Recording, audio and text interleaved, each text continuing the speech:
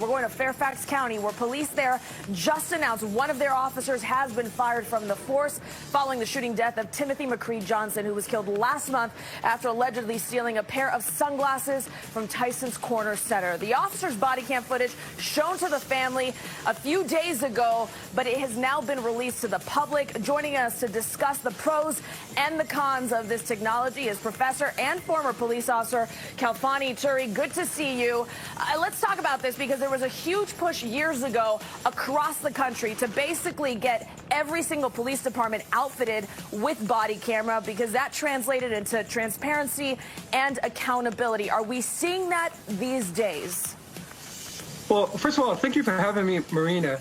And that was the hope when the implementation of body cameras were first introduced, roughly in the United States. They've been around for more than a decade, but in 2014, as a result of a lot of controversial issues, body cameras became popular. In fact, Metropolitan Police Department in Washington, D.C. outfitted almost its entire agency in 2016. And the hopes then was we would have greater transparency, we would improve the trust, we would have greater accountability. We could also identify where we might improve training.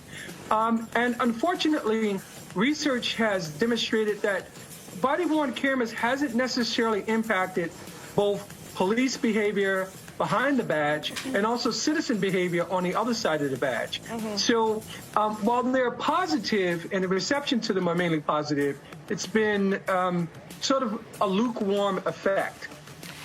Do you think that the conversation should be at large more about training police officers rather than the mechanism that would be much more reactive to a situation?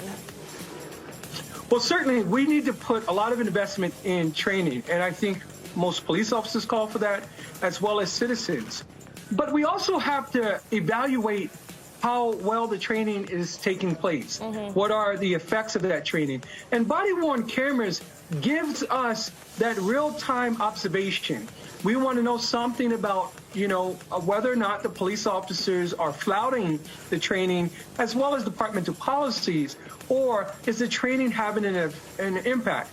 Body-worn cameras, in fact, give us at least some data in which we can begin to assess that question and the impact. So there's the factor of training and there's the factor of body-worn cameras. You've got two main pieces at play here for police departments. Is there more that can be done? What is the next mechanism that needs to be looked at to try and kind of get to a place where we're not seeing the number of officer-involved shootings, and some of these may even be unjustified?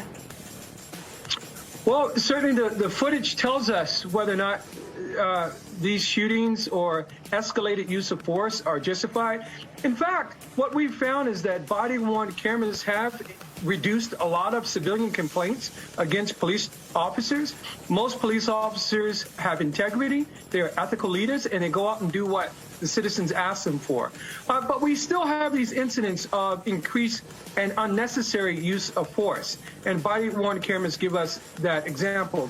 But in terms of this bigger problem with regards to trust, because that's what it all boils down to, we have to find ways to improve and increase police-citizen contacts in non-punitive ways. We need to reduce needs for traffic stops.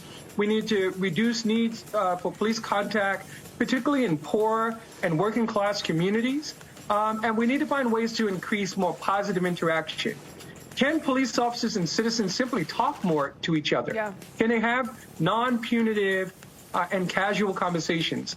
And I think in part this should be a sort of institutionalized initiative of most police departments around the country, but it isn't. Certainly a two-way street. Khalfani Turi, we appreciate your insight here on the DMV Zone.